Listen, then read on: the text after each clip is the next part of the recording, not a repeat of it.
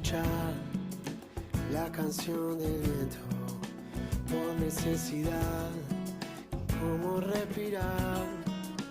Y lo que escuché se volvió velero para navegar entre tormentas de la oscuridad.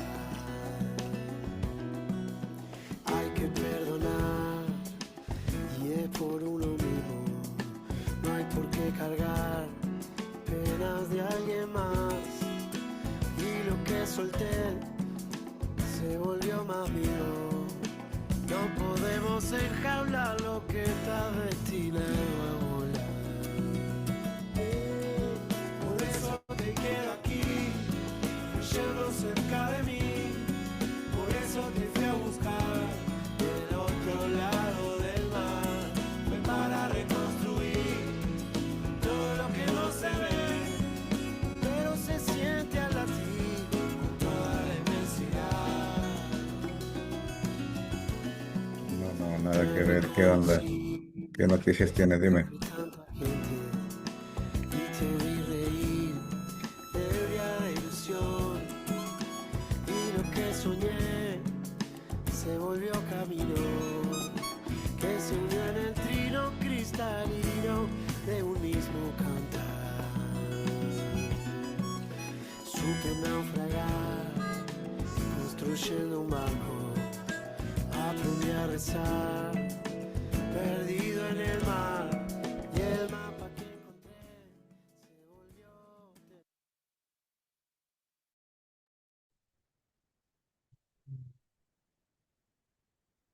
Bueno, bienvenidos, bienvenidas a todos, a todas las presentes. Qué bueno ver tantas caras, que estemos acá, que haya interés en estos temas. Eh, Mi nombre es Lucio Savignano, soy parte de la Fundación Cambio Democrático, del Foro para la Conservación del Mar Patagónico y Áreas de Influencia, y les quiero dar la bienvenida a este webinario denominado Procesos Participativos en la Gestión de Áreas Costero y Marinas Protegidas, Aprendizajes, Desafíos y Oportunidades. Nos estamos encontrando para compartir, para escucharnos, para entender mejor cómo avanzar en procesos participativos que fortalezcan la gestión en nuestras áreas, para poner en común experiencias también. Esperamos escuchar experiencias que nos enriquezcan, esperamos escuchar miradas diversas que nos ayuden a tomar mejores decisiones en la complejidad de los cambios, para entender estos cambios y trabajar en pos del mar y de las personas que lo habitan, que habitamos. Este webinario se enmarca y es gracias también al Foro para la Conservación del Mar Patagónico y Áreas de Influencia. El foro es una red de organizaciones, de 30 organizaciones, que desde el 2004 estamos trabajando con una mirada regional, organizaciones de Argentina, de Chile, de Uruguay, de Brasil, eh, en pos de cuidar nuestro mar, de fortalecerlo, de trabajar en conjunto, de generar sinergias y de poder hacer este tipo de actividades que, bueno, que tengan un impacto, ¿no? En el marco del foro, desde 2023, estamos llevando adelante el proyecto Mares para reforzar la resiliencia de las áreas costeras y marinas protegidas en Argentina. Es un proyecto que, coordinado por el foro, está ejecutado por las organizaciones Aves Argentinas, FARN, Fundación Patagonia Natural, Fundación Cambio Democrático, Vida Silvestre, Global Penguin Society, Instituto de Conservación de Ballenas y Wildlife Conservation Society, un proyecto con financiamiento de la Unión Europea y realizado y planificado, implementado con nuestros grandes socios estratégicos, el gobierno de la provincia de Chubut, parques nacionales y el Centro Nacional Patagónico del CONICET. Y dentro de este proyecto, una de las dimensiones de este proyecto, de las tantas que tuvo, está relacionado a este webinario, actividades relacionadas al acceso a la información y a los procesos participativos en la gestión de áreas marinas protegidas. Y dentro de este proyecto hemos realizado dos cursos, dos capacitaciones, uno en el 2024 y uno en el 2025, que fue realizado a través de 6 semanas virtuales y 2 días presenciales cada año en Puerto Madryn, donde pudimos trabajar en recopilar saberes, experiencias, poner en común, fortalecernos entre las diferentes organizaciones e instituciones, y de muchos resultados y productos, algunos registrados y otros no. Hay dos productos, dos resultados, que son dos documentos que en este webinario vamos a presentar. Un documento relacionado a los aprendizajes sobre el acceso a la información y los procesos participativos en la gestión de áreas costero-marinas protegidas, y otro documento relacionado a Escazú en acción, en la práctica. Bien, más adelante vamos a profundizar en estos documentos, pero ahora me gustaría comentarles la agenda de este webinario, esta hora y media que vamos a pasar en conjunto.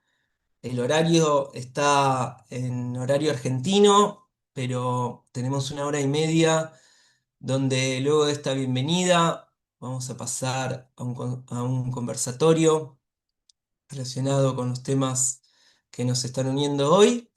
Vamos a tener preguntas de ustedes para contestar, y luego vamos a seguir con la presentación de las publicaciones para finalizar a la hora y media, a las 12:30 Argentina.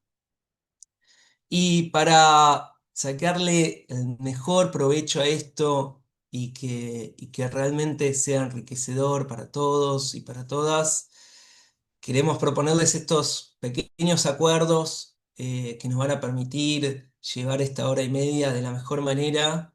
Por un lado, comentarles que este webinario se está grabando para publicarse en su totalidad o en partes. También queremos proponerles tener una escucha activa, empática. Nos encanta ver las cámaras prendidas y los comentarios en el chat. Ahí también usemos el chat para compartir, para reflexionar, para generar consultas, y mantengamos los micrófonos silenciados para poder escuchar a quienes estén hablando mientras está el conversatorio. Así que me gustaría invitar a Alexa Zapotnikov de Cambio Democrático para que dé inicio al conversatorio. Bueno, muchas gracias, Lu, y bienvenidas y bienvenidos. Un placer ver tantas caras conocidas, alumnos y alumnas de estos cursos y colegas del foro y de otras redes amigas. Bueno, tenemos el honor de participar de este conversatorio sobre procesos participativos en la gestión de áreas costero-marinas protegidas. Y tenemos a 4 personas referentes internacionales y referentes nacionales de la gestión de las áreas marinas protegidas. En primer lugar, bueno, voy a presentar a Stanley Arguedas Mora, de Costa Rica. Él es consultor independiente especializado en gestión, planificación y gobernanza de áreas protegidas. Es profesor y consultor adjunto de la Escuela Latinoamericana de Áreas Protegidas, de la Universidad de la Cooperación Internacional, de la Escuela de Gestión de Áreas Marinas Protegidas, del Foro, y de la Maestría Profesional en Gestión de Áreas Protegidas del Instituto Nacional de Pesquisas Amazónicas en Brasil. También es integrante de la Comisión Mundial de Áreas Protegidas y la Comisión de Gestión de los Ecosistemas de la UICN. Puri Canals, desde España, es licenciada y doctora en Ciencias Biológicas por la Universidad de Barcelona, es coordinadora del proyecto de la Red Mundial de Redes de Gestores de Áreas Marinas Protegidas consultora internacional en conservación marina y costera y directora de Relaciones Institucionales en Underwater Gardens International. Por Argentina tenemos a Mariana Méndez, que fue participante del curso y, y una de las participantes también de los documentos que estamos presentando hoy. Mariana Méndez es licenciada en Información Ambiental de la Universidad Nacional de Luján, trabaja desde hace 19 años en la Administración de Parques Nacionales y durante los últimos 15 se especializó en temas de planificación.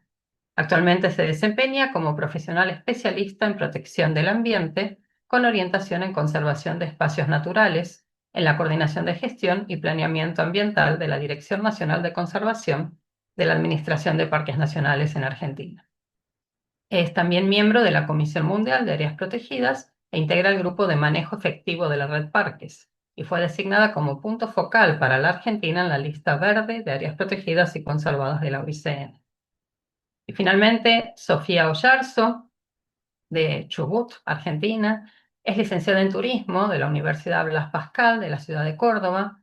Trabaja desde hace 10 años en la Subsecretaría de Conservación y Áreas Protegidas del Ministerio de Turismo y Áreas Protegidas de la provincia de Chubut, en Argentina. Se ha capacitado en diferentes cursos relacionados a procesos participativos y ha formado parte de equipos de planificación en planes de manejo y participado en normativas de ordenamiento de actividades en áreas naturales protegidas, entre otras actividades. A las 4 personas les agradecemos muchísimo que hoy estén acá. Antes de comenzar con este conversatorio, tengo que pedir unas disculpas, pero que en breve las vamos a resarcir. Puri Canals tuvo un problema con un vuelo, eh, tuvo que viajar de urgencia, su vuelo se atrasó, aterrizó hace 10 minutos. Así que me dijo que en cuanto logre salir del avión, se instala en donde pueda y se comunica. Así Estoy que la vamos a conectada tener. ya. Estoy ¡Oh! Llegó conectada, sí, sí. Puri. Buenísimo, justo Estoy a aquí tiempo. sentada en el suelo en el aeropuerto Charles de Gaulle de París porque no he encontrado mejor sitio. Pero bueno, Te imagino, te o- imagino. os escucho Gracias, bien, así que ya está, aquí gracias, estoy. Puri. Gracias, Puri. Realmente a los 4, a Puri, a Stanley, a Mariana, a Sophie, un agradecimiento enorme por haberse sumado a esto, por haber hecho su esfuerzo por estar acá. Eh, es casi fin de año, estamos todos y todas con muchas ocupaciones, así que un agradecimiento enorme. Les voy a contar cómo va a funcionar este conversatorio. Primero vamos a tener una conversación entre estas 4 personas, donde cada persona va a tener 5 minutos para responder a una breve preguntita. Vamos a hacer 2 rondas de preguntas y mientras ellos van conversando, les invito a ustedes a poner preguntas en el chat. En el chat está Florencia Calvo, de Fundación Cambio Democrático, quien va a ir juntando esas preguntas y eligiendo algunas para el momento de preguntas generales. Somos muchísimas personas, hay 92 personas en este momento conectadas.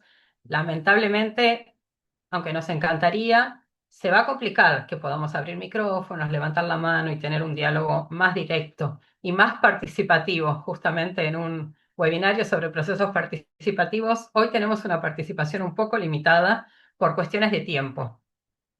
Así que les invitamos a poner sus preguntas en el chat. Y de ahí Flor va a ir juntando aquellas similares para poder satisfacer a sus demandas. Bueno, entonces ahora sí, comenzamos. Comenzamos con Stanley.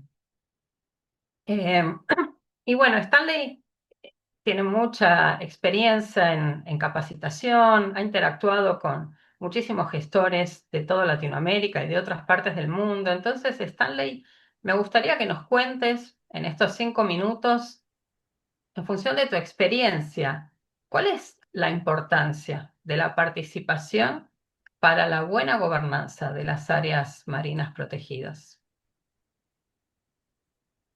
Buen día, felicitaciones a los organizadores y muchas gracias por permitirnos participar en este proceso. Si entendemos la participación como el involucramiento efectivo de las partes interesadas en los procesos de gobernanza y gestión, tendríamos que pensar quiénes son esas partes interesadas y podríamos señalar algunas partes, como por ejemplo las que tienen derechos sobre aquellos recursos que están salvaguardados dentro de estas áreas marinas, o personas que dentro de sus aspiraciones y sus necesidades requieren acceso a esos recursos, o aquellas instituciones que tienen jurisdicción, que eso ocurre mucho en el mar, que hay solapamiento de de jurisdicciones. Todos esos son partes interesadas que identificamos en un mapa de actores. Entonces, las estructuras de participación varían mucho de acuerdo a esos mapas de actores. Y esos mapas de actores cambian mucho en los cuatro escenarios que podemos señalar de los tipos de áreas protegidas. Tenemos las áreas protegidas marino-costeras. Para eso hay unos escenarios o unos mapas de actores bien específicos. Pero tenemos también las áreas marinas oceánicas que tienen islas. Y ahí podríamos hablar de las oceánicas con islas habitadas, como el caso de Rapa Nui, o el caso de las en Chile, o el caso del archipiélago Juan Fernández, también en Chile, o Galápagos en Ecuador, o cuando no tienen habitantes, como el caso de Parque Nacional Isla del Coco en Costa Rica o Gorgona en Colombia. Luego tenemos otro escenario, que son las áreas marinas oceánicas sin islas, dentro del mar jurisdiccional de los países. Estos tres forman parte del marco jurisdiccional de cada país. Y luego tenemos un caso muy interesante que está empezando a tomar fuerza hoy en día en el mundo, que son las áreas marinas protegidas oceánicas en mares internacionales. Cada uno de estos cuatro escenarios tienen diferentes mapeos de actores y tienen estructuras diferentes, pero todo lo que hablemos aquí es válido para cualquiera de esos cuatro escenarios, solo que se manifiesta de manera diferente. Ahora, ¿por qué es importante la, la participación? En primera instancia, podríamos decir que el elemento tal vez más relevante de por qué es importante tiene que ver con un tema moral. Hay algo que siempre, bueno, yo siempre he insistido y es que la conservación no tiene por qué ser maquiavélica. No podemos decir que el fin justifica los medios y entonces tratar de hacer conservación por encima de cualquier derecho o de cualquier elemento moral. La conservación tiene que hacerse dentro de marcos morales, dentro de marcos éticos. Y uno de esos tiene que ver con el respeto a los derechos de las personas, a las aspiraciones y a todos los marcos eh, jurídicos y morales que respetan. Y para eso requerimos que esas personas estén en los procesos de participación, en los procesos de gobernanza y de gestión. Pero al margen de la moral, que mucha gente puede decir que varía de cada grupo social, tenemos dos aspectos muy pragmáticos de por qué la participación es importante. El primero es porque la participación es estratégicamente clave por tres razones. Primero, mejora la efectividad de la gestión. Cuando tenemos más gente involucrada, podemos mejorar nuestras capacidades para ser efectivos en la gestión.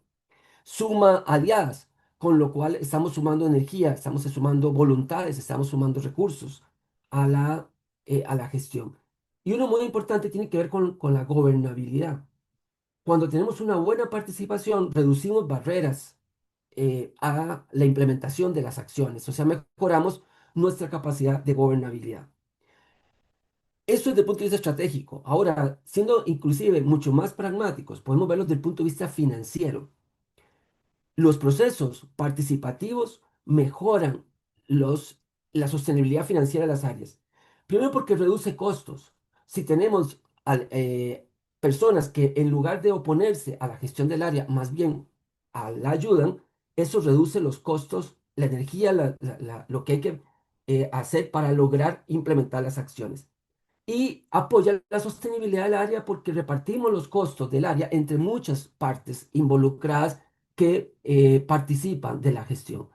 Entonces, si queremos verlo pragmáticamente, la participación es importante porque es estratégica y trae apoyo financiero al área.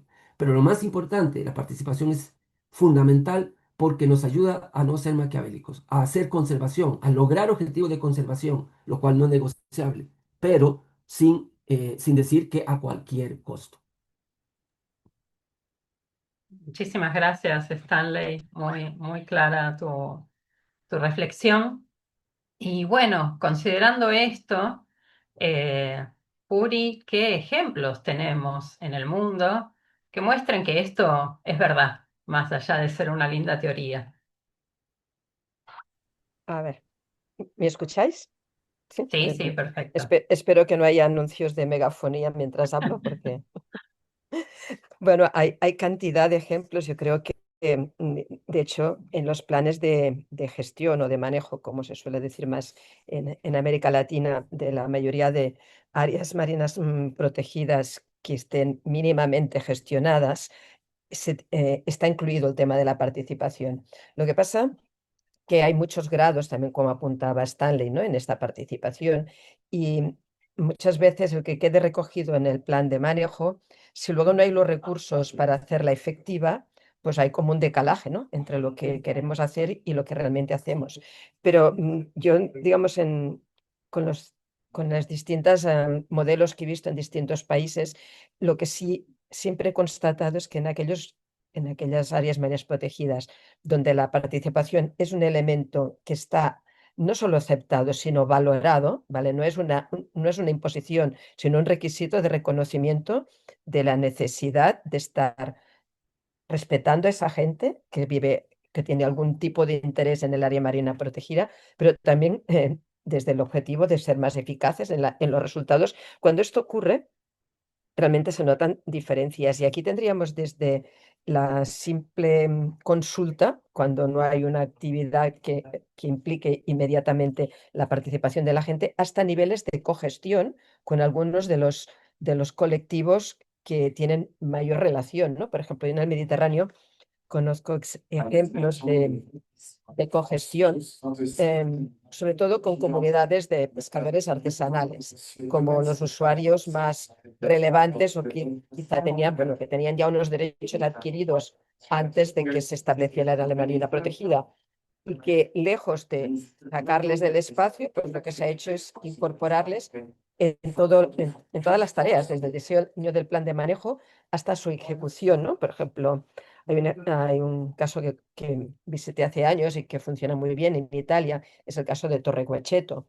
Pero bueno, va mucho más allá. Hay muchos países que están haciendo esta cogestión. Y hay casos muy interesantes donde incluso el concepto de participación va más allá, que son algunos de estos usuarios tradicionales, como de nuevo vuelvo a comunidades de pescadores artesanales, los que han impulsado la creación del área marina protegida. Por ejemplo, es el caso de la Reserva Marina Os Miñarzos en la provincia de La Coruña, en Galicia, en España, que fue promovida y está 100% gestionada por ellos mismos. Entonces, bueno, y aquí va más allá, porque hablar de los pescadores no es solo hablar de las personas que extraen un recurso pesquero. En este caso estamos hablando de toda la comunidad, porque es una comunidad pesquera. Entonces, bueno, desde estos niveles hasta otros pues, que serían más clásicos como parques nacionales. Pues recuerdo hace un par de años visité el Parque Nacional de Cabrera en las Baleares, aquí en España,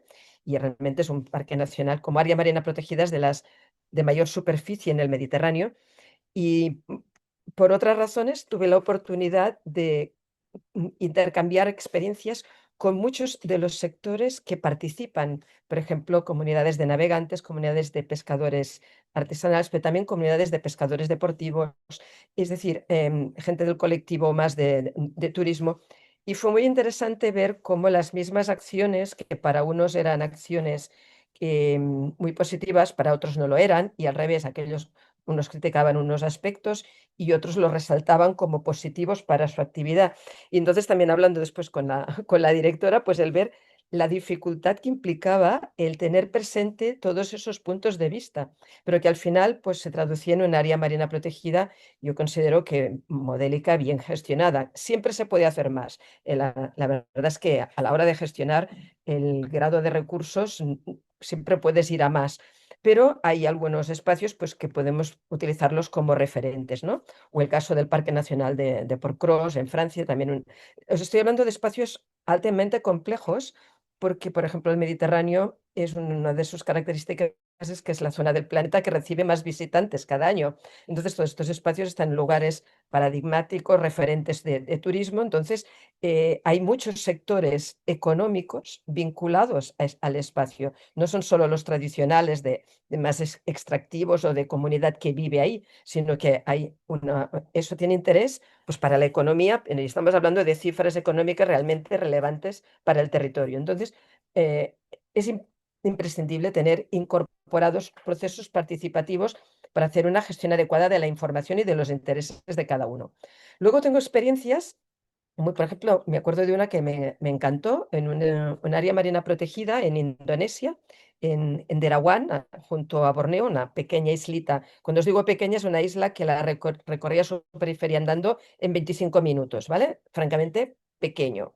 Y en este espacio, que corresponde a la parte de Borneo de Indonesia, pues hay un área marina protegida que no había sido gestionada nunca por bueno, motivos diversos que no vienen al caso. Y el hecho de iniciar un proceso de restauración de ecosistemas marinos, en concreto ahí eran arrecifes de coral, como un proceso participativo, en el que fue liderado WWF, que formaba parte pues, del consorcio donde yo dirigía este proyecto, se inició este proceso de restauración, pero desde la base, enseñando a la gente a restaurar, a implicarse, contando con los distintos colectivos. También es un lugar que, aunque sea muy pequeño, es un destino turístico increíblemente relevante. Al iniciarse este proceso súper participativo en que cada uno podía contribuir, estas mismas personas, como actores de la isla clave, empezaron a pedir que se gestionara el espacio. Entonces, es interesante ver cómo un proceso participativo llevó a un proceso de gestión que hasta la fecha era inexistente. Entonces, ¿y qué es interesante? Pues que esa gente dejó de ver el área marina protegida como un limitante a su desarrollo turístico, empezó a verla al revés, como un elemento que si estaba bien gestionado les iba a garantizar ese recurso turístico del que extraían pues muchos recursos y prácticamente todos vivían ahora de él, aparte de, pues, de la pesca directa, ¿no? Entonces, lo importante es que esos sean procesos en los que la gente, cada uno, cada colectivo, encuentre su lugar, porque cuando son impuestos y son espacios en los que se convoca para que participe la gente, pero luego no es escuchada y no tiene una trascendencia en las acciones cotidianas de gestión, que no me refiero a todas, ¿no? Pero sí que tiene que estar muy bien enmarcado en qué se traduce esa convocatoria y esa escucha. Si no hacemos eso, no suelen tener recorridos muy largos, pero si esto lo aseguramos bien, en general la gente incluso cambia de perspectiva, de unas perspectivas más Excelente. clásicas de rechazo, a sentirse plenamente interesados en que eso esté bien gestionado. Excelente, Puri. Lindo ejemplo, cómo la participación genera corresponsabilidad cuando la participación está bien hecha. Mm. Bueno, y entonces tenemos experiencias internacionales. Vamos a ver cómo estamos en Argentina. Mariana, que tenés muchísima trayectoria dentro de la Administración de Parques Nacionales, de haber participado en múltiples procesos. Las áreas costero-marinas en la Administración de Parques Nacionales son más recientes. Entonces, bueno, ¿cómo estamos? ¿Qué buenas experiencias podemos compartir desde la Administración de Parques Nacionales en sus áreas costero-marinas o en sus parques marinos? Bien, yo trabajo en la Casa Central de Parques. Muchas gracias por la invitación. Parques aplica las leyes de acceso a la información pública y a la información pública ambiental argentinas, respondiendo los pedidos de información pública que se realizan a través del trámite a distancia, pero también aplica, digamos, Escazú proactivamente, ¿no? A través de la página del Sistema de Información de Biodiversidad y del capítulo de áreas protegidas del Informe del Estado del Ambiente que se publica todos los años desde la Subsecretaría de Ambiente de la Nación. Por otro lado, el proceso de generación del Sistema Nacional de Áreas Marinas Protegidas se desarrolló de manera interinstitucional y participativa, determinando que los procesos de planificación estratégica también se realicen con esta modalidad. Bueno, una gran parte de los actores sociales identificados en el mapa de actores están vinculados con la investigación y con la gestión de las áreas marinas protegidas oceánicas de Argentina. tanto el Sistema Nacional de Áreas Marinas Protegidas como cada área marina protegida tiene un comité, perdón, de asesoramiento permanente no vinculante. Y bueno, y para la elaboración del plan de gestión del área marina protegida Yaganes, que está culminando ahora por estos días, el equipo de la Dirección Nacional de Áreas Marinas Protegidas elaboró un mapa de actores en el cual identificó y caracterizó a las partes interesadas y sus relaciones. Luego, por otro lado, eso es en las oceánicas. Si venimos a los parques interjurisdiccionales, que son costero-marinos o marinos, tenemos tres interjurisdiccionales. Se incluyó en el instrumento de creación de estas áreas una instancia participativa formal, que es el Consejo Asesor de la Comisión Ejecutiva de Manejo. Esa Ejecutiva de Manejo es el órgano de gestión interjurisdiccional entre nación y provincia. Por otro lado, Parques aprobó en el año 2021 el protocolo de consulta previa libre e informada a las comunidades indígenas en áreas protegidas nacionales. Y una de sus primeras aplicaciones fue en el Parque Nacional Islote Lobos, que es un área protegida costero-marina nacional. Finalmente, y no por eso menos importante, durante los procesos de elaboración de planes de gestión, Parques los realiza de manera participativa e intersectorial. Lo primero que hacemos cuando iniciamos un proceso de elaboración de plan de gestión es reunir, ¿no? Nos reunimos el equipo planificador e identificamos ese mapa de actores que tienen vinculación directa con el área protegida y que son los que de alguna manera van a estar participando a lo largo de ese proceso, en distintos momentos del proceso y que bueno, que luego al finalizar el proceso y al tener el documento podemos ampliarlo un poco más. Digamos, las instancias participativas quizás son acotadas, acotadas en términos de actores, salvo algunos casos como las áreas protegidas de mayor complejidad, donde hay múltiples talleres con muchos participantes. En el resto tenemos por lo general un solo taller, ¿no? Para un taller de diagnóstico, un taller de programación. Y es acotada la participación. No debería haber en esos procesos para que sean efectivos más de 40 participantes, 30 quizás. Pero al finalizar el proceso, cuando tenemos el documento borrador final, ahí sí podemos ampliar esa participación haciéndolo público, comunicándolo a todos los vecinos, digamos, a toda la comunidad que está ahí interactuando con el área protegida. Y entonces tenemos como por eso distintos momentos para trabajar con distintos actores en esa integración, ¿no? Del área protegida con la gente que está viviendo o trabajando bueno, o interactuando con esa área. Gracias. Excelente, Mariana. Interesante cómo, bueno, el acuerdo de Escazú como marco, ¿no? Para las actividades de parques en cuanto a acceso a la información y participación. Y bueno, finalmente, pero no por eso menos importante, Sofi, desde Chubut, ¿cuáles son esas buenas experiencias que muestran que la participación es posible en las áreas costero-marinas de Chubut? Bueno, gracias primero también por la invitación y bueno, no voy a ser breve porque sé que estamos con el tiempo justo. Para salir un poco del ejemplo de los planes de manejo, que suelen ser el ejemplo más frecuente en este tipo de instancias, me gustaría compartir brevemente otro ejemplo concreto que muestra cómo la participación también puede darse en acciones operativas y territoriales. Un caso relevante fueron las jornadas de limpieza de playas.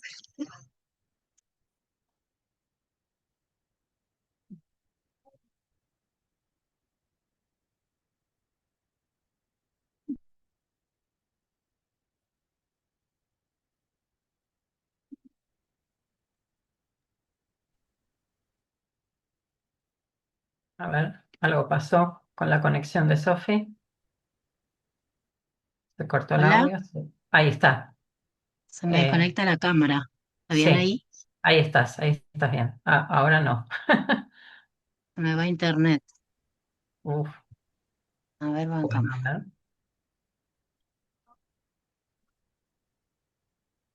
Ahí está. Ahí te vemos, sí. Dale, buenísimo. Ahí estamos bien. Bueno, estaba contando que las jornadas de limpieza de playa que se realizaron en el año 2024-2025, tanto en las áreas naturales protegidas de Península Valdés y el Parque Interjurisdiccional Marino Costero Patagonia Austral, se enfocaron en sectores donde se registró una gran acumulación de residuos plásticos costeros que llegaron desde el mar. En este contexto y en el marco también del proyecto Mares, que ustedes hoy comentaban que bueno, es ejecutado por el Foro para la Conservación del Mar Patagónico y Áreas de Influencia y financiado por la Unión Europea, también existió algo fundamental que fue que existió voluntad política y social para abordar el problema de manera participativa. A partir de esto, se conformó la Mesa Técnica Provincial de Residuos Costeros, en la que participaron actores claves del Estado provincial, como por ejemplo el Ministerio de Turismo y Áreas Protegidas y las Secretarías de Ambiente y de Pesca. Esto permitió también construir un espacio donde se dialogó y se coordinó y se llegó a consensuar un plan de acciones y cronograma de actividades que luego se fue implementando en diferentes etapas. Como resultado de este proceso se recolectaron aproximadamente 288 bolsones de residuos, pero bueno, más allá del número, lo que destaco es el proceso en sí, en el cual se realizaron salidas previas, donde se identificaron los puntos críticos, se organizaron las propias jornadas de limpieza, se planificó la disposición final de los residuos y también se realizaron monitoreos periódicos. Todas estas etapas implicaron diferentes desafíos logísticos, como por ejemplo la disponibilidad de personal, la disponibilidad de camionetas, carros, embarcaciones y materiales para la propia recolección. También se tuvieron que tener en cuenta otros aspectos ambientales, como por ejemplo el calendario faunístico y las mareas, porque en nuestras costas hay zonas por ahí que si la marea está alta no se pueden acceder o incluso cuando hay mucha presencia de mamíferos marinos también en temporada alta, entonces estas cosas se tuvieron que tener principalmente en cuenta. Y por último, destaqué de este proceso que la participación fue multisectorial, es decir, no solo se mantuvo dentro del ámbito gubernamental, sino que también se logró articular con algunas organizaciones de la sociedad civil que nos ayudaron a garantizar la disposición final de los residuos. Para esto fue importante la comunicación, se logró fortalecer mediante diversos medios, redes, radios, entrevistas, porque generó, todo esto fue un pilar clave porque generó una gran repercusión en la sociedad y despertó el interés de ellos para querer participar. Del mismo modo, también se gestionó entre los guardafaunas los permisos con los propietarios de los campos que nos aseguraron el acceso a las costas, lo cual fue vital porque si no, no podíamos llegar. Esto permitió que, bueno, nada, el alcance del proceso se amplíe y logre integrar de una manera activa a sectores claves de la comunidad. Después, bueno, desde la provincia se vienen actualmente realizando otros procesos participativos que se encuentran en diferentes instancias. Por ejemplo, en la elaboración de planes de manejo, actualmente hay 4 en curso que requirieron y requieren de grandes mapeos de actores. También tengo de ejemplo algunas actividades turísticas o eventos especiales que se hacen en las áreas, en la cual se suelen realizar reuniones previas con los prestadores o organizadores de eventos, en donde se les informa las normativas, se evalúan los circuitos que ellos proponen y se llega a consensuar detalles, como por ejemplo buenas prácticas, el número máximo de participantes, los permisos de los dueños de campos si es que se atraviesan campos privados, entre otras cosas. y en muchas ocasiones, en todos los procesos en realidad, sumamos a los guardafaunas para que participen de las decisiones. Y creo que ya me quedé sin tiempo. Gracias, Sofi, excelente, A muy, ustedes. muy detallado y interesante como, más allá de los planes de manejo, que quizás son lo primero que se nos viene a la mente, cuando pensamos en la participación, hay muchas otras actividades del día a Sí. día de las áreas costero-marinas protegidas que requieren el trabajo, con múltiples actores, así que gracias por traernos estos ejemplos. Y bueno, hasta acá todo es maravilloso, ¿no? La participación genera mejoras en la gestión de las áreas marinas protegidas, pero ¿cuáles son los desafíos? Me gustaría entonces preguntarles a Stanley y luego a Puri, pero es la misma pregunta.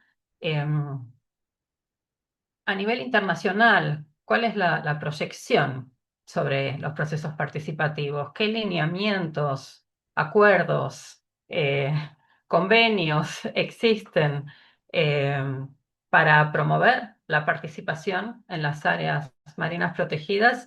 ¿Y qué desafíos ven ustedes para implementar esos lineamientos que se vienen fomentando en ámbitos internacionales? Empezamos por Stanley.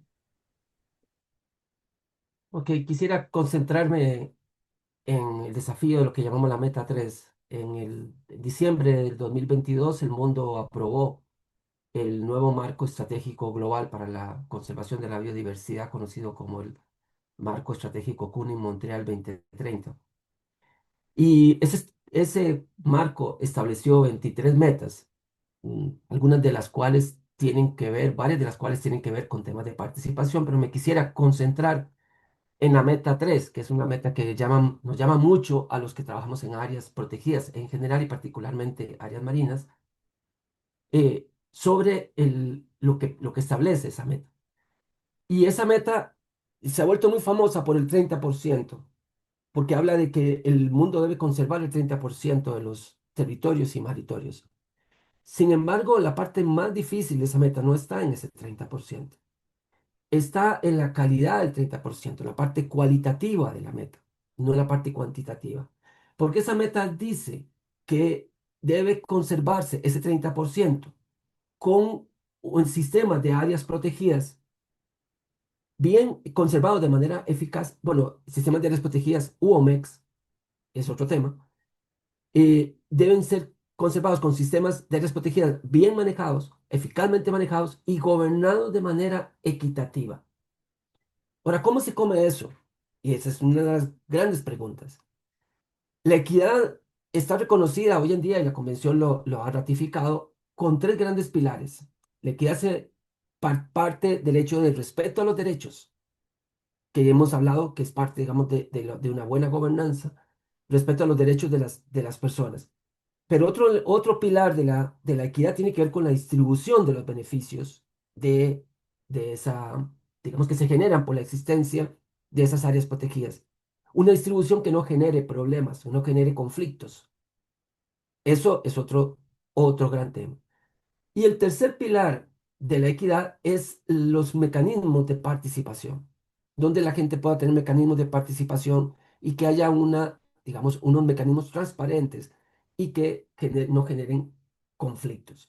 Eso quiere decir entonces que no puede haber equidad sin participación, pero no es a la inversa tampoco. O sea, no todo proceso participativo genera equidad.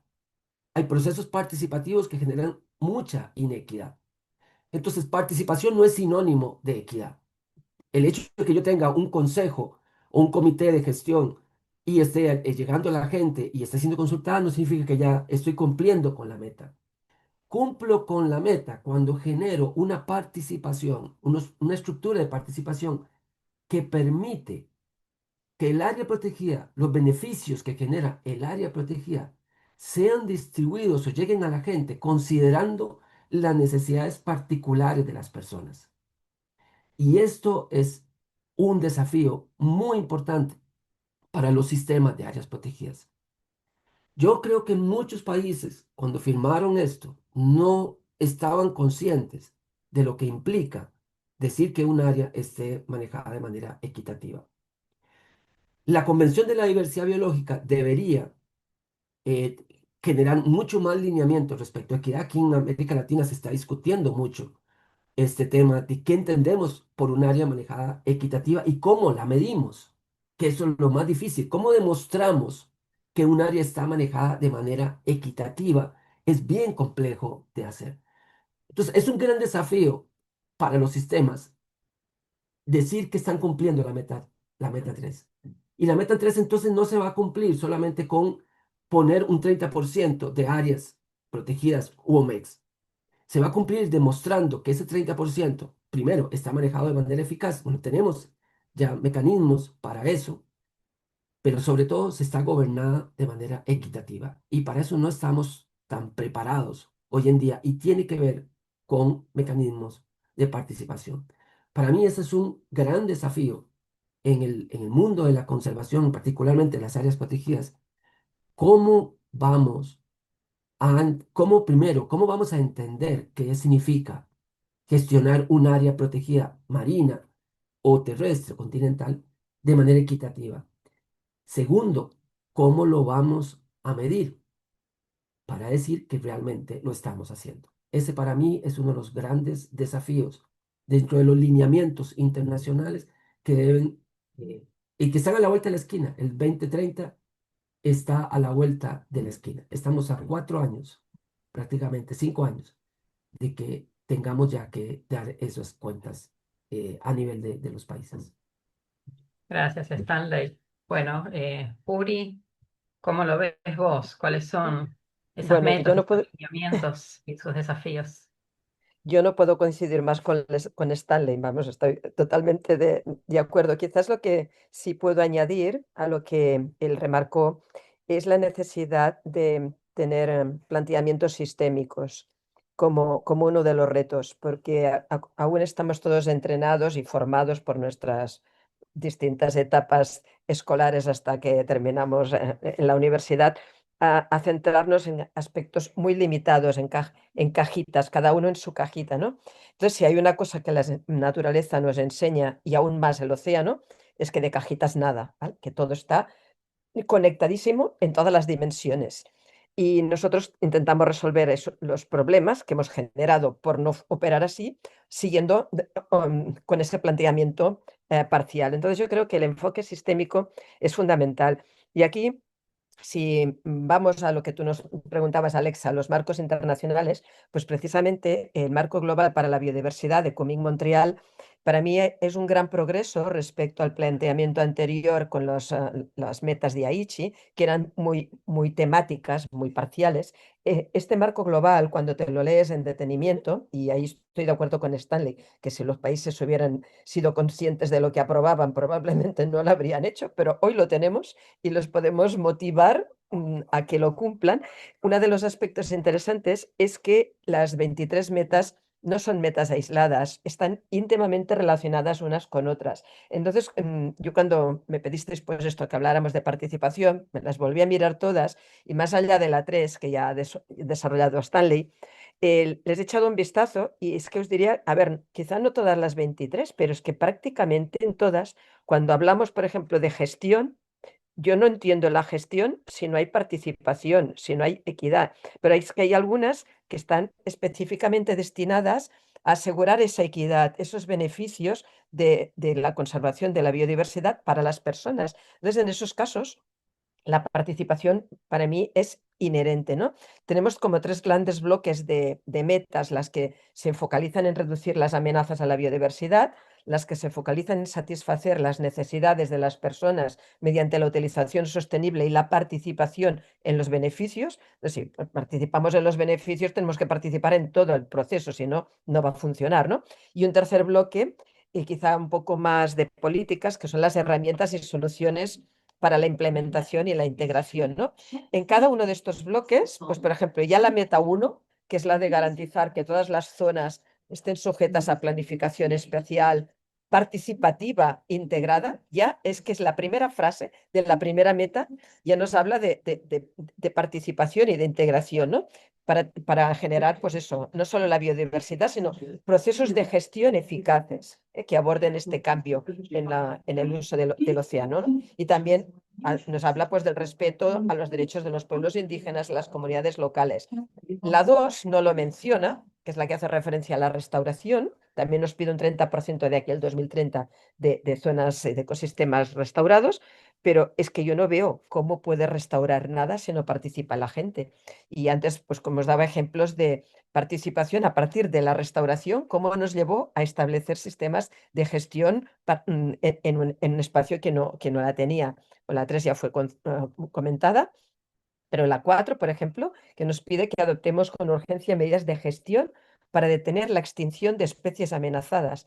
A ver, aquí son medidas de gestión, pero si tú no convences a aquellos que están contribuyendo a la transformación de esos ecosistemas o a la caza o a extracción de esas especies, no vas a llegar a ninguna parte, ¿no? Y ahí te habla pues, de gestionar esas interacciones entre los seres humanos y las especies reduciendo al mínimo los conflictos. Entonces, prácticamente es que es imposible conseguir ninguna de esas metas sin participación, o la de la 5 para recolección y comercio, tres cuartos de lo mismo, ¿no? Es que al final te encuentras que hasta las más indirectas que dicen, por ejemplo, la 7 hablar de reducción de las fuentes de contaminación. Bueno, pues que al final, vale que hay procesos que son muy alejados, que contaminen vienen de lejos, pero también hay muchos que vienen de las comunidades y de los actores locales. Es prácticamente imposible, como os decía, el alcanzar estas metas. En el segundo bloque, para precisamente de satisfacer las necesidades de las personas mediante este uso sostenible y participación en los beneficios, pues tenemos directamente la meta 9 que te dice garantizar que la gestión y el uso de especies silvestres sean sostenibles, proporcionando beneficios sociales, económicos y ambientales para las personas. Más claro, el agua, ¿no? Entonces, digamos que, o la 11, que te pide restaurar, mantener y mejorar las contribuciones de la naturaleza a las personas. Es decir, que podemos llegar a todas, y las del último bloque es que no, no me has dado 5 minutos y me pasaría 5 horas, ¿no? Con el detalle, pero el último bloque, que es el de herramientas y soluciones, pues aquí estamos hablando sobre todo de cambios, de establecimiento de políticas, pero no vas a poder establecer ninguna política que te permita hacer todo esto si no lo haces conjuntamente con las personas interesadas. En cualquier democracia, los procesos políticos de aprobación van a partir de una participación más o menos articulada, más o menos directa. Es decir, es imposible conseguir las metas que tenemos en el nuevo marco global para la biodiversidad si no lo hacemos con las personas. Pero aquí para mí el reto es también que enseñemos a las personas a ver esas complementariedades, esas sinergias y a veces esos antagonismos con unas políticas. Eso lo vemos muy bien con las políticas de cambio climático, que a menudo tienen impactos negativos desafortunadamente en la biodiversidad. Entonces, o aprendemos a ver las sinergias y sobre todo el sistema y cómo a partir de mover piezas clave en el sistema podemos estar generando dinámicas que sean realmente positivas. Para mí, ese es uno de los retos más fundamentales. Y en todos los niveles hay que ver cómo se establecen los procesos participativos para asegurar no solo el rendimiento en eficacia para la conservación, sino todo lo que nos apuntaba Stanley, ¿no? De equidad, de justicia, de respeto bueno, yo como siempre veo a los humanos como parte de la naturaleza, no concibo el conseguir unos resultados solo en una parte.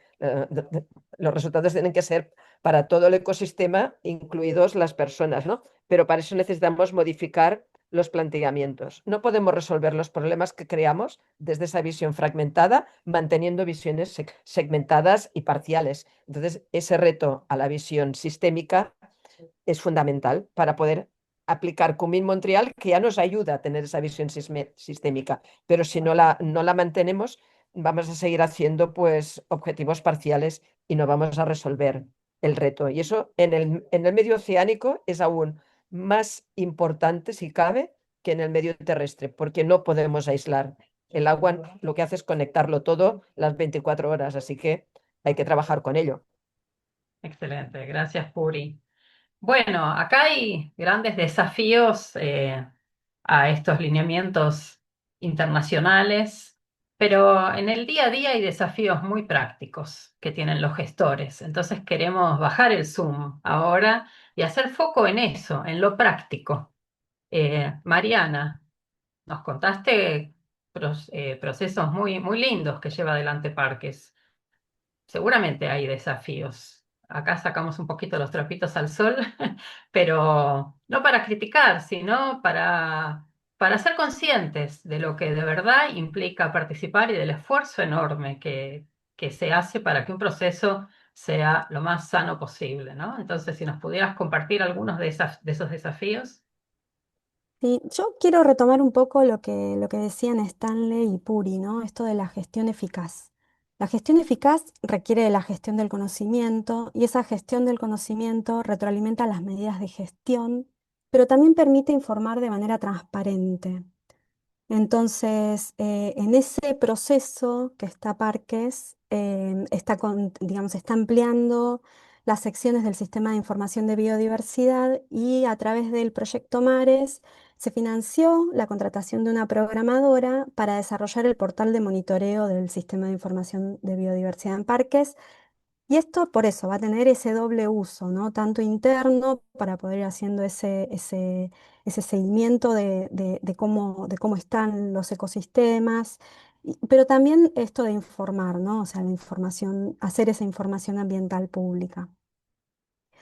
Luego, por otro lado, también Mares colaboró con la contratación de un data entry para poder ingresar en el sistema de información de biodiversidad muchas fuentes bibliográficas que había marinas, que claro, nosotros tenemos más de 100 años de sistema terrestre, y el sistema marino es más nuevito, entonces poder acompañar, ¿no? Con estas herramientas de información pública, poder acompañar también el crecimiento de este sistema marino.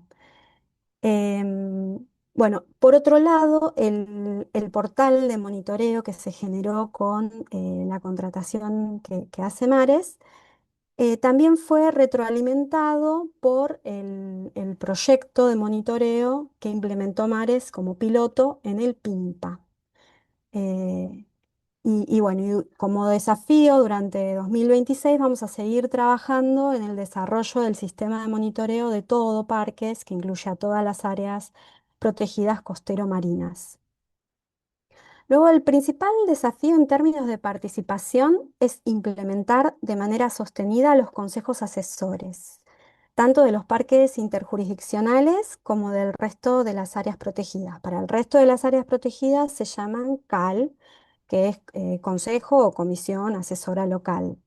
Em, y a qué me refiero con esto? Es poder sostener esas instancias de participación formal por fuera de los procesos de planificación estratégica, para que no sea algo simplemente esporádico que ocurre cada vez que planificamos o evaluamos o actualizamos un plan de gestión, sino que sea algo más permanente y cotidiano en la gestión del área de poder hacer esta gestión participativa. Luego, otro desafío lo constituye la actualización periódica de los mapas de actores, ¿no? Cuando elaboramos un mapa de actores estamos sacando una foto de ese momento. En ese momento el mapa de actores es ese, pero esto es algo, es una herramienta muy dinámica bueno, que podemos ir tomando esas distintas fotos a lo largo del tiempo y cada vez que necesitemos, o sea, si es esporádico, es cada vez que necesitemos trabajar con el entorno, y si no, ese mapa de actores se va a ir actualizando permanentemente al tener esta instancia de participación formal frecuente. Em, Luego, otro desafío es contar con perfiles capacitados, tanto para la facilitación de procesos de instancias como para la resolución de problemas, y que sean perfiles empáticos, que puedan abordar procesos de manera respetuosa y que puedan visualizar las modificaciones que hay que realizar en los procesos, ¿no? Uno diseña el proceso al inicio y a veces durante la marcha hay que ir, o mismo durante las reuniones o los talleres, hay que ir realizando pequeños ajustes para lograr la participación esperada o los productos más bien concretos y sobre todo en los tiempos previstos, que a veces el tiempo es tirano, no solo en los webinarios. Sobre todo, ¿no? En cualquier instancia participativa los tiempos siempre son muy cortitos. Em, pero bueno, entonces, ¿cómo hacemos para llegar, para hacer que sea más efectivo ese tiempo, ¿no? Y si queremos tener una participación informada, o sea, estamos invitando a los actores clave a participar, entonces queremos sacarle el jugo a esa instancia, y para eso es necesario poder trabajar previamente en comunicar a esos actores los objetivos de la instancia, cuáles son los productos que vamos a estar buscando y desarrollar algún documento claro en un lenguaje llano, muy llano, no científico técnico, sino lo más llano posible, o sea, claro, ¿no? Dárselo a leer a cualquiera y que cualquiera lo pueda entender. Em, ¿qué temas vamos a estar trabajando durante ese taller? Porque si no, sin este paso previo que demanda tiempo y capacidad, ¿no? Y de capacidades también, a veces la participación no es tan informada y entonces capaz que no logramos el producto que estamos buscando. Luego, si el proceso incluye a comunidades de pueblos indígenas, también podemos requerir la contratación de traductores, tanto para las instancias participativas como para la producción de esos documentos previos. Entonces, para poder contratar traductores vamos a necesitar presupuesto.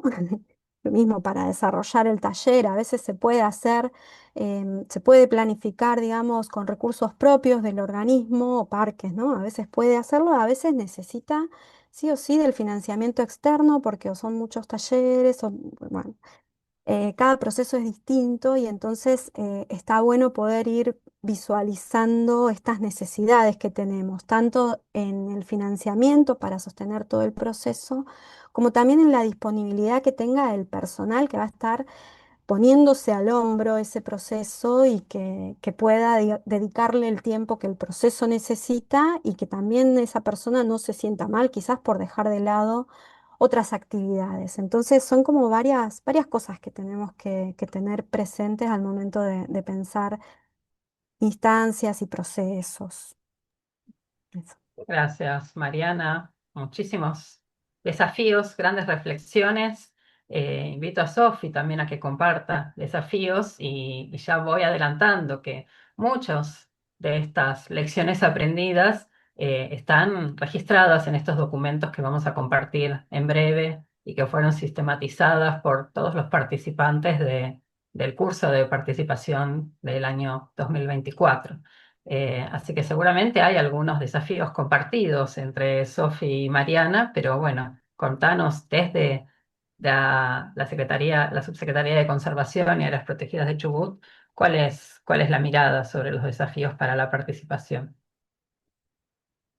Sí, como decías, adhiero a todos los desafíos que mencionaba Mariana, pero bueno, había hecho un punteo de algunos desafíos por ahí más centrales que se repiten en la mayor parte de nuestros procesos. Uno de ellos, por ejemplo, es la de sostenerlos en el tiempo. Muchas veces nos pasa que estos espacios se desarrollan en periodos específicos y están ligados a la voluntad política del momento.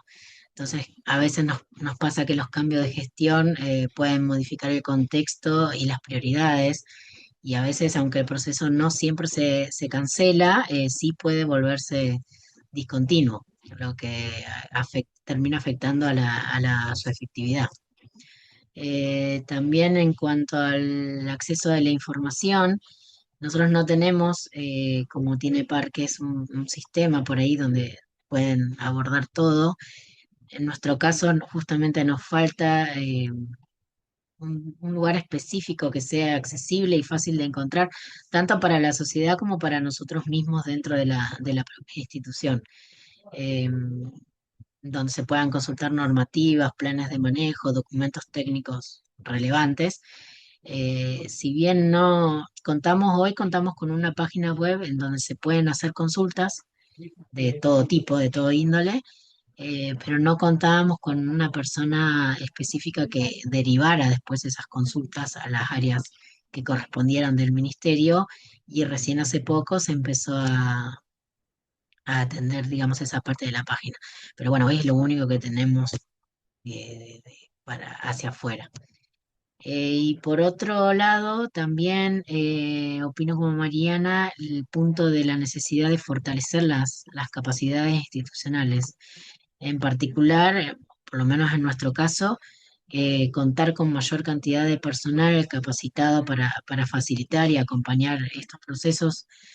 Muchas veces nos pasa que en los equipos técnicos debemos dividirnos entre las tareas y responsabilidades cotidianas de la oficina y esto hace que nos dificulta el sostener nuestra participación de manera continua desde el inicio hasta el cierre de cada proceso. De todas maneras, nada, siempre tratamos, sea cual sea el perfil que tengamos, tratamos de capacitarnos en todo lo que podamos. En los últimos años los guardafaunas han participado en un montón de capacitaciones en el campo, de monitoreo y demás, que está buenísimo. Igualmente también tenemos identificado todos aquellos perfiles que hoy nos hacen falta y que nos enriquecería en estos procesos. Se tienen en cuenta al momento también de incorporar a alguien acá en el ministerio.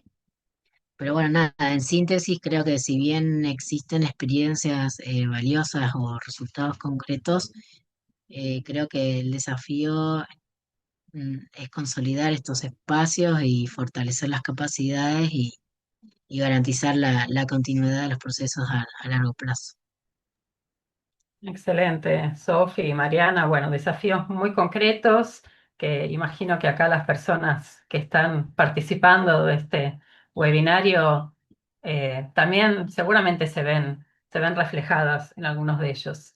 Y bueno, ahora sí, la voy a invitar a Florencia Calvo, que hasta ahora estuvo en el backstage, ahí en el chat, a que bueno, nos invite a responder algunas preguntas o que invite a los conversadores, mejor dicho, a responder algunas preguntas de las personas que están aquí.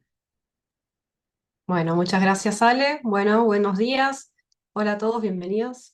Muchísimas gracias por las preguntas. La verdad que son un montón. Somos casi 100 personas conversando con grandes expositores. Varias de las preguntas que estuvieron apareciendo en el chat parece que las estuvieron respondiendo, ya sea a partir de los propios aprendizajes y desafíos que los expositores iban compartiendo, pero también hubo algunas respuestas en el chat. Quiero como refrescar un poquito porque siento que las cuatro personas, tanto Puri como Stanley, como Mariana y como Sofi, compartieron ideas, ¿no? Que es básicamente, no hay gestión sin participación. Bueno, ¿y a qué nos referimos con participación, no?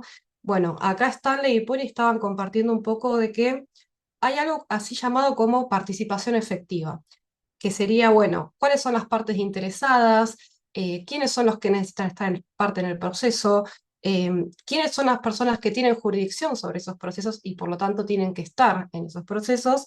Y acá se hablaba un poco de que, bueno, hay mapeos de actores según las áreas. Mariana nos decía, bueno, los mapeos de actores son dinámicos, hay que ver dependiendo del proceso, de las necesidades, lo que se va atendiendo. Y que, bueno, que la participación es estratégicamente activa. Así que acá nos hablaban un poco sobre la importancia de tener una buena gestión que está relacionado con la participación efectiva y que hay una cierta disonancia a veces entre lo que queremos hacer y lo que se puede hacer, que tiene que ver con los desafíos que ustedes estuvieron mencionando. Y acá capaz, en resumidas cuentas, porque varias preguntas hacían referencia a lo mismo, y quizás la puedan contestar Puri y Stanley como referentes de la gobernanza y fortalecimiento de capacidades a nivel internacional, tiene que ver un poco con esto de la participación realmente efectiva, ¿no? ¿Cómo se puede avanzar hacia una participación realmente efectiva y no quedarse solamente en esto de, bueno, la convocatoria de actores para la gestión y listo? Quizás pueden mencionarnos en términos de prácticas o señales que nos estarían indicando que la participación está siendo efectiva en términos de está incidiendo en la toma de decisiones, esto de la corresponsabilidad que ustedes mencionaron, y también algunas participantes decían, bueno, cómo atender estos desequilibrios de poder, ¿no? Quizás nos pueden compartir entre Stanley y Puri algunas reflexiones. Bueno, si quieres empiezo. Mira, a mí se me ocurre un aspecto que es que seguramente hay muchos y creo que además uno de los elementos que no hay que olvidar nunca es que cada momento, cada lugar y cada espacio son únicos. Por lo tanto, no hay una fórmula mágica que sirva para todos, ¿no? Antes, al inicio, esta ley ya apuntaba esto, y si pensamos en los retos, por ejemplo, de las nuevas áreas fuera de jurisdicción nacional, seguramente hablar de participación ahí no se va a parecer en nada a lo que estemos haciendo en nuestras áreas más costeras. Pero yo creo que hay un aspecto que tiene que ver el refuerzo de capacidades y la formación, es que a menudo cuando miras la estructura, la formación de las personas que están en los equipos de gestión, pues hay como un desvío a tener más perfiles en formación en ciencias naturales, en biología, en oceanografía, en aspectos de seguimiento del ecosistema, que es como el objetivo final. Y muchas veces lo que me encuentro es que hay muy poca gente con formación en lo que sería más el ámbito de ciencias sociales. Y eso también son unas habilidades que es cierto que algunas personas las tienen ya de serie, que es lo deseable, ¿no? Que tengamos ya esa capacidad, pues ya porque la ejercemos en nuestra vida cotidiana. Pero independientemente de la vocación más empática y más de buscar consensos que podamos tener a nivel individual, hay unas habilidades que se pueden entrenar, que se pueden formar y que yo creo que es muy importante de tenerlas en el momento de diseñar los equipos y en el momento de actualizar a los equipos. Digamos, uno de los retos de un gestor prácticamente es la formación continua, porque además el entorno también está cambiando continuamente, más ahora con todos los temas asociados al cambio global, pero el analizarnos es fundamental. Yo creo que ahí hay que invertir en esa formación dirigida a asegurarnos que dentro de los equipos de gestión hay personas con esa capacidad para asegurar que realmente puedan estar no solo midiéndolo en términos de indicadores más de carácter matemático, sino en el sistema hay una cosa que es emocional y que todos sabemos cuando estamos conectados con la gente y cuando no lo estamos, pero hay personas que les cuesta más y otras que les cuesta menos. Entonces, todas estas dimensiones más humanas, yo creo que tenemos que reforzar la atención y la formación. Apuntaría esto como uno de los elementos. Seguramente Stanley va a proponer otros y así tenemos una visión mucho más completa. Sí, gracias, Sepuri. Coincido con lo que estabas mencionando. Inclusive, en esa línea es muy interesante porque en algunos cursos sobre gobernanza yo muestro la fotografía, por ejemplo, en caso de áreas marinas, de un pescador con un trasmayo, una red. Y yo le pregunto a la guardaparques qué ven, y entonces ellos me dicen, veo a un pescador, y posiblemente esté pescando con un trasmayo muy pequeño. Entonces, claro, ese es el entrenamiento al que ellos tienen, digamos, observar eso, ¿verdad? Entonces yo decía, si fueran ustedes un antropólogo, verían a una persona ejerciendo una, digamos, un proceso económico que está ligado posiblemente a un tema cultural, que tiene que ver también con procesos de su familia, inclusive, de su papá era pescador, que quiere que sus hijos sean pescadores. Hay toda una dimensión humana para lo cual el gestor no necesariamente está entrenado para ver.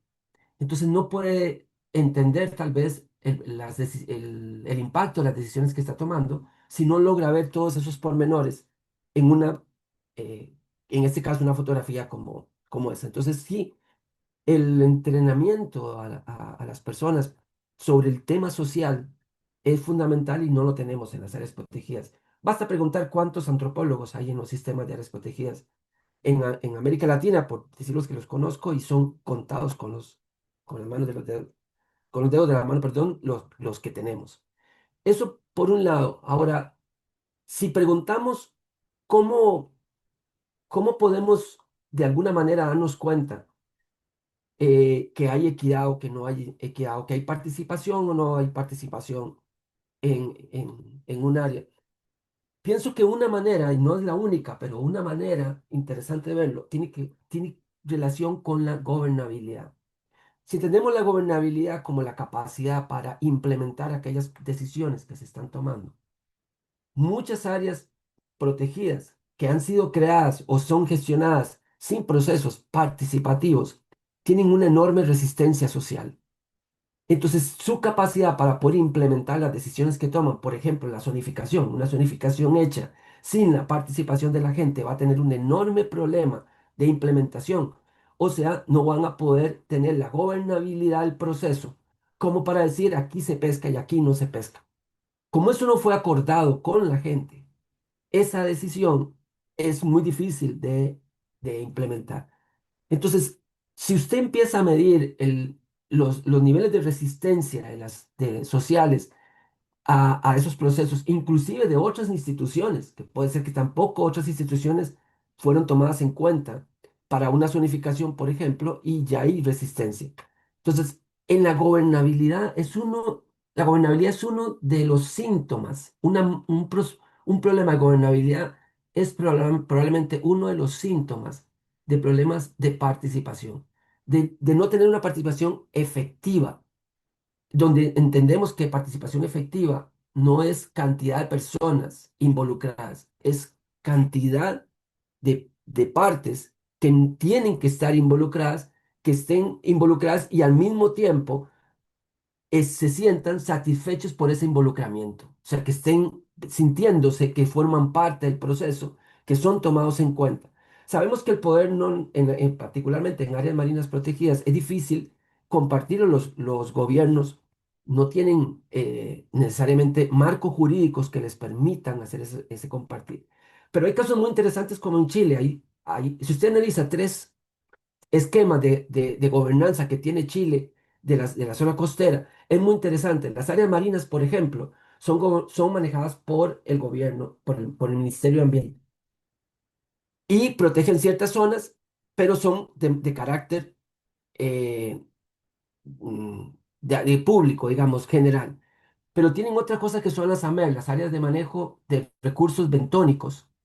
Y eso se le da a un grupo, solo a un grupo específico de gente, una zona de mar para que ellos la manejen. Eso quiere decir que la gobernanza de esa zona de mar, la protección y las decisiones en la zona son tomadas por ese grupo en conjunto con el gobierno. Ahí hay una gobernanza de alguna manera compartida, pero exclusiva para ese grupo, a diferencia de las áreas marinas que no es exclusiva. O tienen la SEMPO, los espacios costero marino para pueblos originarios, que se le da la exclusividad del manejo a un grupo originario para respetar sus derechos de uso de esos territorios. Esos son casos en donde el mar está siendo manejado por grupos pequeños de la sociedad, ya sean comunidades costeras o comunidades indígenas, a diferencia de las áreas marinas.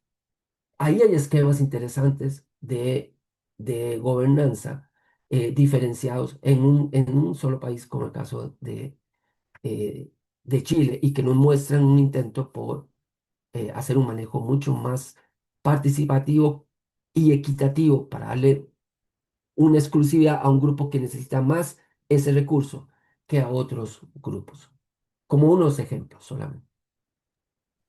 Bueno, Stanley, Puri, muchísimas gracias. Entonces, como que nos quedamos con la idea de que la participación efectiva implica mejorar la gobernanza, ¿no? Y ustedes traen como dos aspectos que me parece que son claves.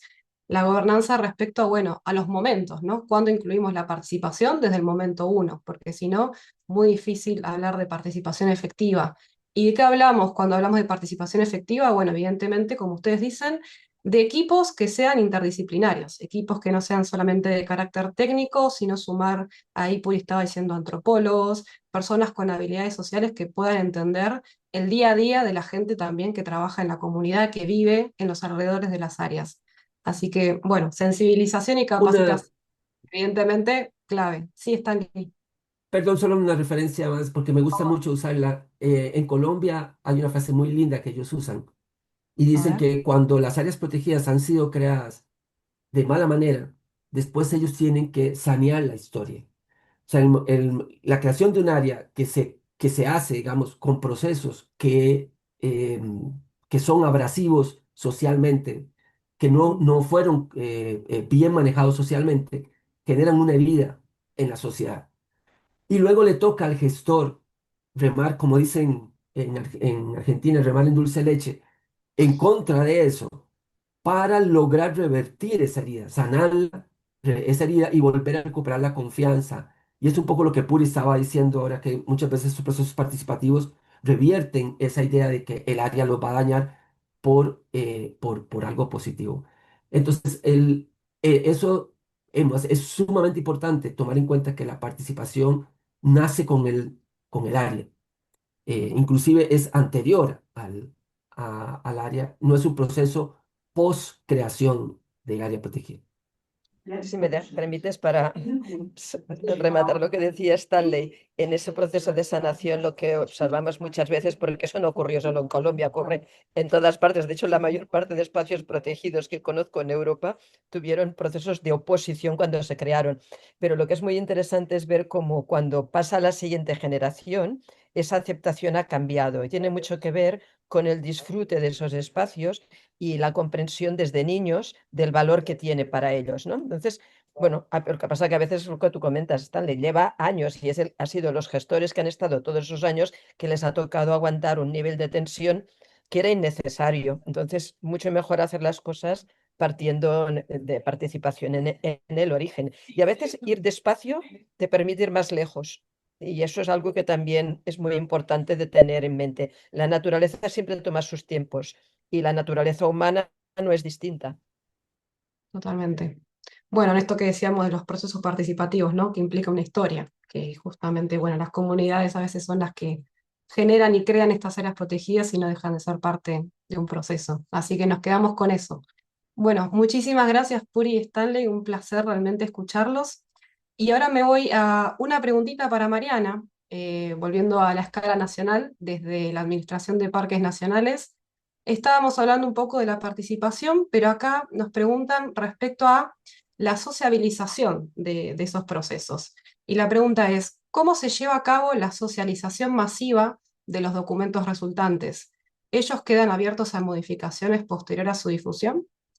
¿Qué nos podrías decir, Mariana, respecto a la sociabilización de los procesos?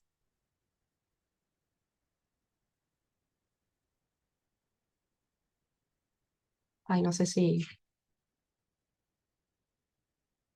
Abierta, eso lo heredamos de Stanley, de sus capacitaciones allá por el año 2011. Y hay distintos, atravesamos una pandemia, ¿no? Entonces hubo momentos antes de la pandemia donde hacíamos una reunión en la ciudad cercana, en el pueblo, digamos, en una localidad o en varias localidades, dependiendo del área protegida y de cómo es dónde están ubicados, ¿no? Los actores con vinculación con el área protegida.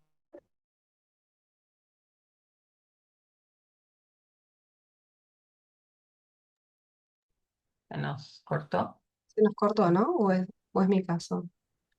La Parece que hemos- se cortó.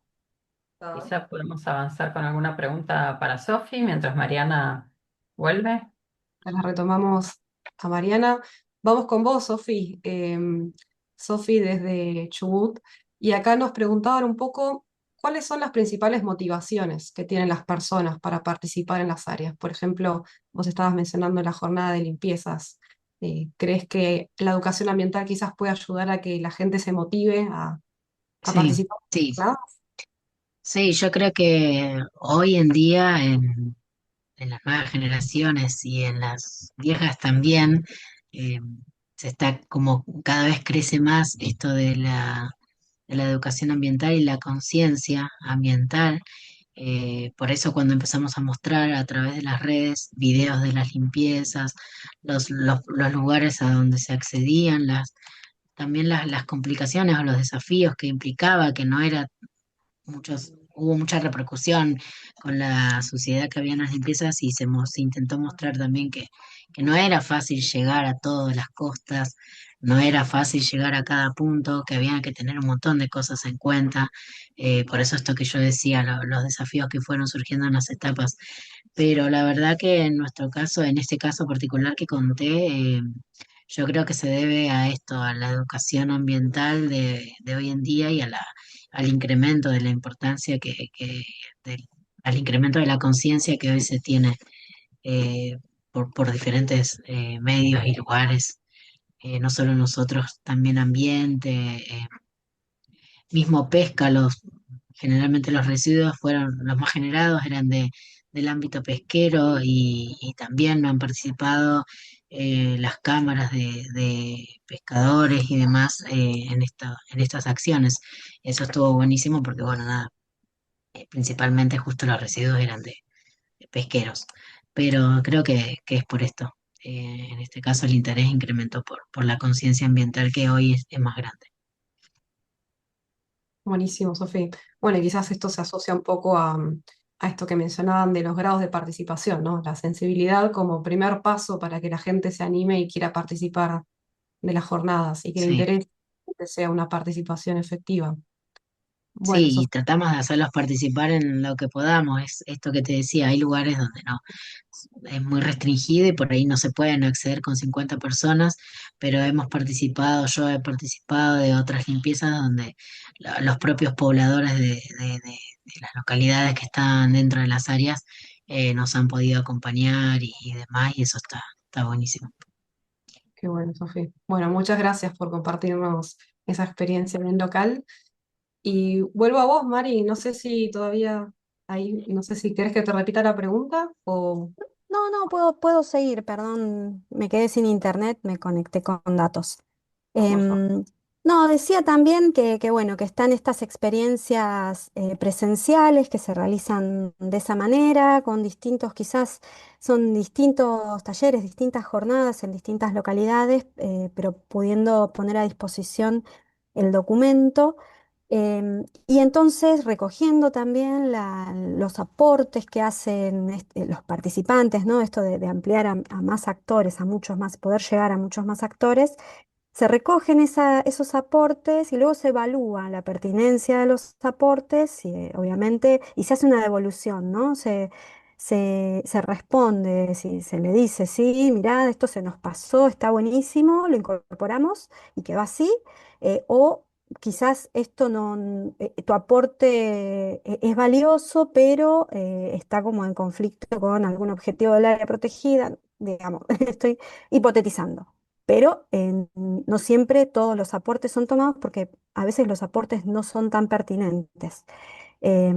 Sobre todo, no sé si muchas veces pasa, ¿no? Que las poblaciones o que las comunidades valoran cosas que no son valores de conservación, sino que son recursos a manejar. Entonces hay que poner en contexto en esa participación y en ese interactuar qué cosas pueden tomarse, de qué manera y cómo encauzar esas otras cuestiones que a veces hay que poder hacer una devolución clara y firme sobre esto está fuera de nuestros objetivos de conservación. Em, Luego, por otro lado, están las participaciones, digamos, estas casas abiertas también, pero que se realizan de manera virtual, no solo por la pandemia. Hay lugares, por ejemplo, en Patagonia, que si se hace en un momento del año donde no se puede acceder, estoy quizás hablando mucho de lo terrestre, pero eh, se hacen de manera virtual, entonces se pone a disposición el documento en una página web, se comparte un formulario y entonces se levantan estos aportes a través de ese formulario y luego se devuelve también, ¿no? Por correo electrónico se hace la misma devolución y con esos aportes es que se termina el documento y que se eleva para su aprobación. Y ahí terminé.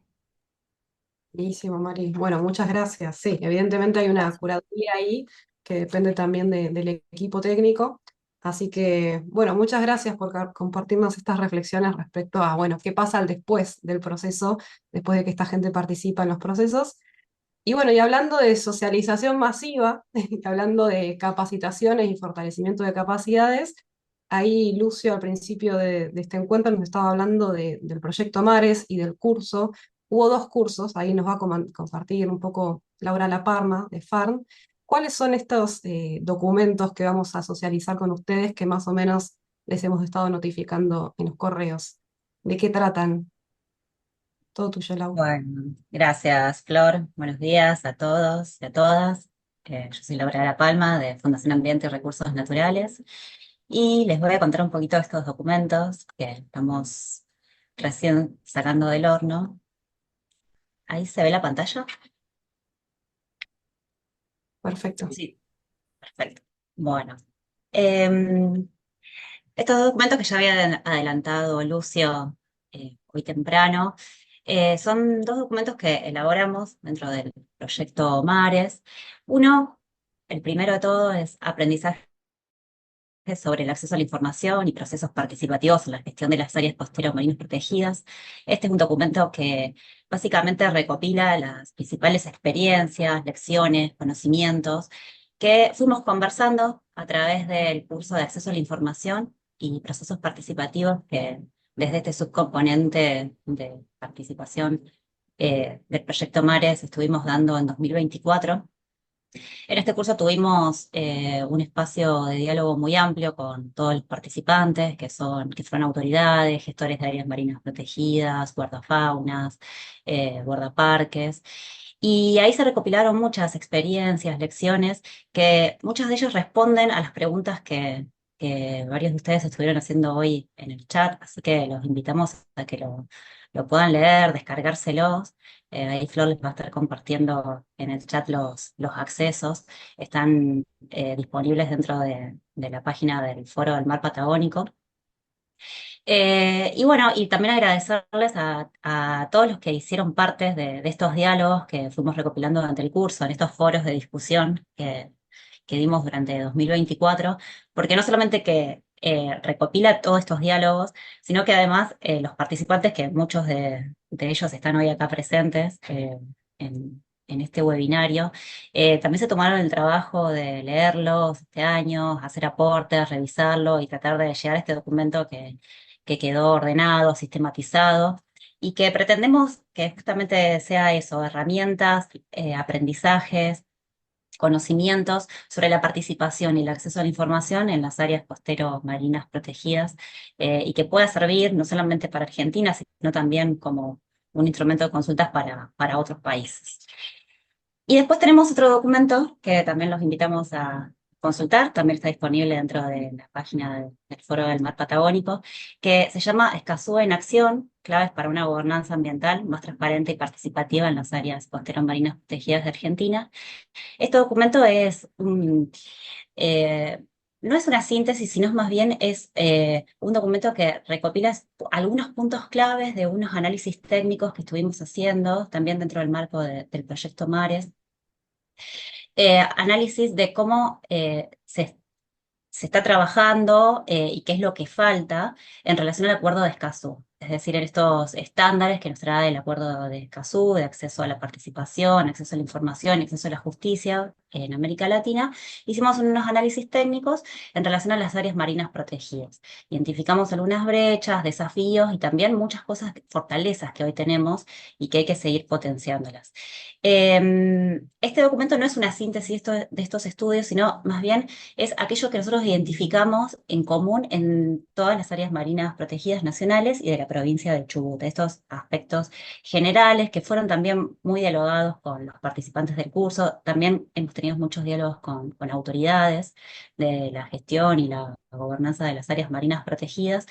Y bueno, y se han reiterado una serie de puntos que son comunes a todas las áreas y bueno, fueron sintetizados en este documento que quizás pueda servirles y también está a disposición de todos en la página del Foro del Mar Patagónico. Y bueno, por último quiero darle la palabra a Paola Chicarone, que ya fue participante de este curso, aportó muchísimo al documento de acceso a la información y procesos participativos.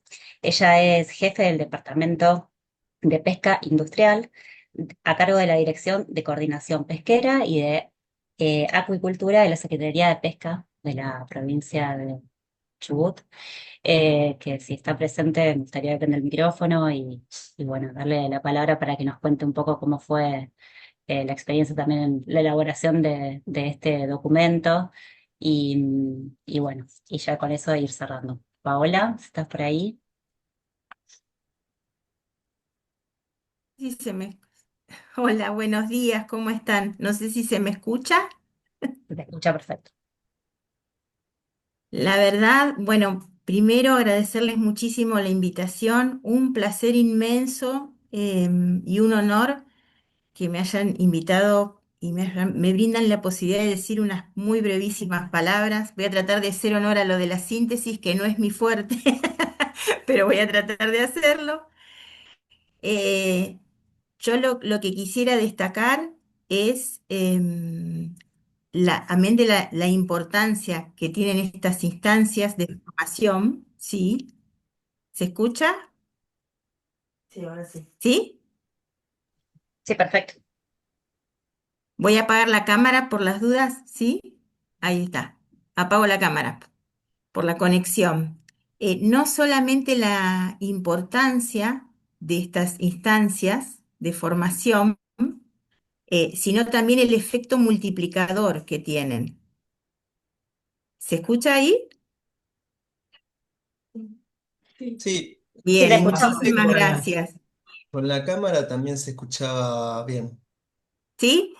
Sí, sí, La probemos. importancia del fortalecimiento de capacidades de estas instancias que ustedes tan generosamente han habilitado, la posibilidad de aprender de los aprendizajes, de las experiencias de colegas, de fortalecer las articulaciones para ser más eficaces en nuestros procesos de gestión, la articulación y la coordinación, tanto a nivel horizontal como vertical, y el efecto multiplicador, porque nosotros tuvimos oportunidad a través del proyecto Mares de participar de estas instancias de formación, pero también de formar parte de estas redes que se conforman y se constituyen con gestores de toda Latinoamérica.